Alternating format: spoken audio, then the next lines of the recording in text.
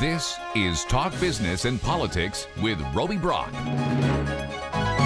Welcome to today's Talk Business and Politics Daily. I'm Roby Brock. We appreciate you tuning in with us today. I am joined by Tim Jacob. He's with Arkansas Term Limits, which is pushing for a constitutional amendment this November. You still haven't got an authorization as of our conversation that you guys will be on the ballot, but you certainly will make it with 135,000 signatures. We hope to. We hope to. I think we've got 131,000 now, and then they're going to go through and see if there's any duplicates and things like that. But we're confident that we have enough signatures to be on the ballot. Yeah, I've seen this process work before. I'm pretty sure you're going to be there. And okay. Even if you get the cure period, you're going to have more opportunity there. I guess for people that aren't familiar, give me the elevator pitch. What does this proposal propose to do?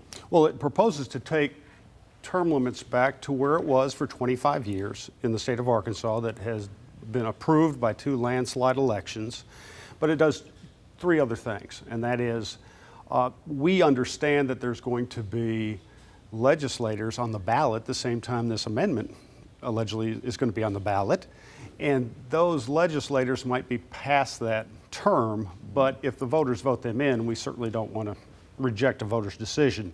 So they are going to be grandfathered in, for lack of a better word. Right. And then the second thing it does is we never had an all-over legislative cap before. Now, the legislature in 2014 put a cap on of 16 years, and with reapportionment and different 2-year terms for senators, you could stay 22 years. But we don't mind the cap, but we think the cap should be a little bit more reasonable at 10 years. Right. So 10 years in the legislature. The third thing we do, we're kind of tired of the legislature rejecting the will of the people.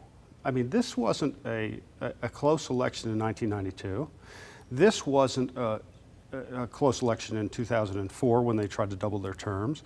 And we think that the legislature should at least accept the voters' will.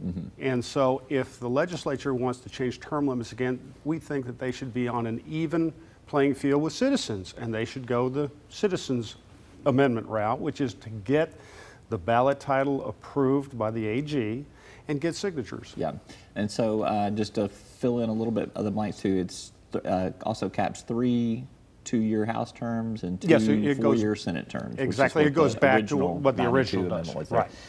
So I hear all the time about term limits. You know, if you walk into Home Depot or Kroger and you get into a political conversation with someone, it's a throw the bums out mentality here, and that's why some people support term limits. They want to get rid of existing legislators. I think your motives are deeper and purer than that, and I want to hear more about why you think term limits corrects a problem. Well, I appreciate you saying that. There are some people that throw the bums out. I'm not one of those. I've got friends in the legislature. I've had friends in the legislature. I think they do an honorable job most of the time. But I think healthy turnover is important. I think the term limit for president, regardless of party, works wonderfully. The term limit for the governor works well. The term limit for lieutenant governor works well. And so I think legislature needs to be limited as well. And I think when you get fresh people in there, it's fresh ideas. And I don't think anybody's indispensable in the legislature. I think one of the pushback arguments I've heard from some legislators about that is they are citizen legislators. They're part-times. The governor, the president, those are full-time jobs. And so you are conducting and executing that job 365 days out of the year, whereas the legislature's in for a short period of time and then they're out, and you're not really capitalizing on some of that experience. Well, is it a valid argument?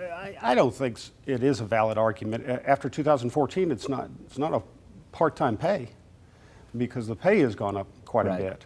I don't think I think it is a full-time job for some of the legislators, but I don't think that we should assume that the current legislature is the smartest people in Arkansas. There's able and talented people all over this state, and I think those spots can be filled. I've seen the legislature before term limits. I've seen it after the 92 term limits when it kicked in full force. I've seen it as it's been adapted, and you have good and bad exactly. in all of it. That's exactly right. And let me say this, term limits is no panacea.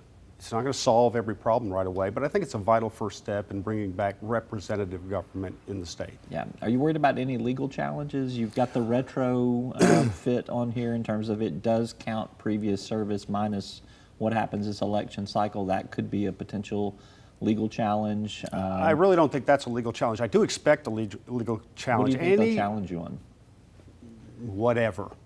I just don't think folks that would stoop so low as what they did in 2014, whether you believe in term limits or not, what happened in 2014 was a tragedy, a travesty, and a deception to the Arkansas voter.